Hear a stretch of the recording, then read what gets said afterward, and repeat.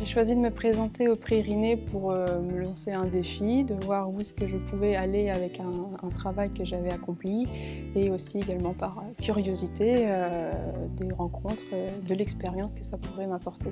Je m'appelle Clémence Bleuze et mon mémoire traite du lymphédème secondaire au cancer du sein et des exercices physiques. Actuellement, en France, on entend beaucoup parler du cancer du sein. C'est le cancer le plus fréquent chez la femme et également la première cause de décès par cancer. Il y a une amélioration du dépistage et des traitements qui a permis une amélioration du taux de survie et donc une diminution du taux de mortalité. Cependant, une des complications majeures au traitement du cancer du sein est le lymphédème, et ça on entend moins parler. Donc, l'étymologie du mot est composée de lymphe et œdème.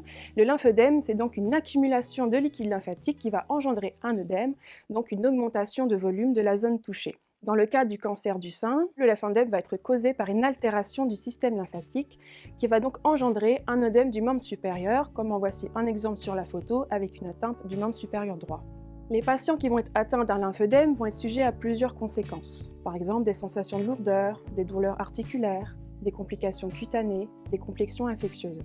Et sans une prise en charge adaptée, le lymphédème peut s'étendre, s'aggraver et entraîner une gêne fonctionnelle, voire un handicap. J'ai choisi ce sujet pour mon mémoire car c'est un sujet à laquelle j'ai été très passionnée lors d'un stage que j'ai réalisé dans un service de lymphologie et je voulais absolument traiter de ce sujet si c'était possible. Je suis partie vraiment d'une question que je me suis vraiment posée parce que je devais proposer des exercices à des patients en groupe et je me suis vraiment demandé qu'est-ce que je devais faire, quels étaient les exercices les plus appropriés. Donc dans mon mémoire, j'ai développé, je suis partie du traitement de base qui était la thérapie décongestive complète, qui existe déjà, qui est assez connue. Et j'ai voulu rajouter les exercices physiques qui n'est pas encore suffisamment, enfin je le trouve, qui n'est pas encore suffisamment développé afin d'améliorer cette prise en charge. Les exemples d'exercices physiques que l'on peut proposer sont actuellement des exercices qu'on dirait de force, donc contre résistance, par exemple à l'aide d'haltères, d'élastiques, ou du poids de corps, type tout simplement au sol avec des pompes par exemple, traction, même si c'est encore peu utilisé. Les exercices physiques sont toujours peu développés dans cette pathologie car on a longtemps pensé qu'au contraire, que l'exercice physique, la contraction musculaire contre une résistance avait un risque d'aggraver la pathologie. Alors qu'on se rend compte qu'en fait ce n'est pas du tout le cas. Il n'y a pas de risque d'aggravation et que voire peut-être même d'avoir une amélioration sous certaines conditions. Ce sujet est effectivement très important au niveau de la rééducation.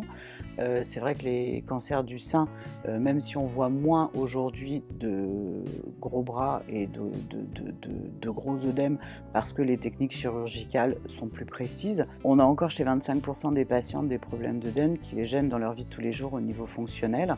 Et donc l'idée de faire du sport pour les aider à aller mieux et à récupérer un bon schéma corporel après une chirurgie est tout à fait intéressante et tout à fait applicable dans nos cabinets pour les kinésithérapeutes que nous sommes. Le sport, ça a un grand bénéfice sur la qualité de vie, sur l'estime de soi et donc une acceptation de sa nouvelle image. On a des associations qui encouragent les patients qui en sont tous atteints de cette pathologie de se regrouper pour faire des exercices qu'ils n'auraient pas fait, type des sports, aviron, randonnée, des choses qui ne sont pas encore assez courantes. Et quand ils sont dans des associations, ils sont tous touchés par la même pathologie, pas forcément du même niveau, mais ça fait quand même une émulsion de groupe qui donne quand même plus envie de s'accorder une activité physique. Et ça se développe de plus en plus.